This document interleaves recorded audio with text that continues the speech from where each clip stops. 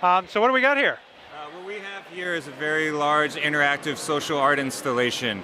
It's called TapeOgami. Everything on the floor is made out of tubes of masking tape rolled up and put into something that looks like a city, and in the background are wire hangers covered with recycled clothes. But the idea is everyone can learn to do it. We're teaching classes here at the Maker Faire, and you can make your own cities and add to it. So it's art that we all make together.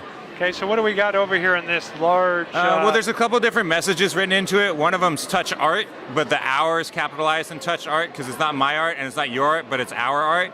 And another one's make yourself, because through interacting with the material world, you can create yourself as a strong individual. So we always encourage people to empower themselves through creation.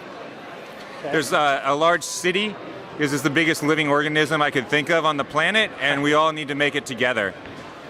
So any city in particular?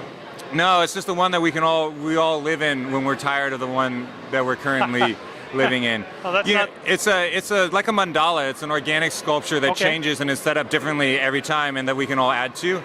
It's made out of tape because it's a temporary material, and so it falls apart and we're forced to remake it.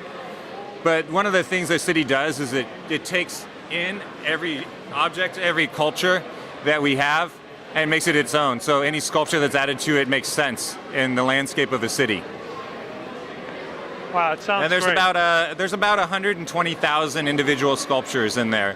It took around 10 to 12,000 hours to make. And everyone's encouraged to look at it and participate with it. It's called TapeOgami, tapeogami.com. Touch the art. Thank you. Appreciate it. Excellent stuff.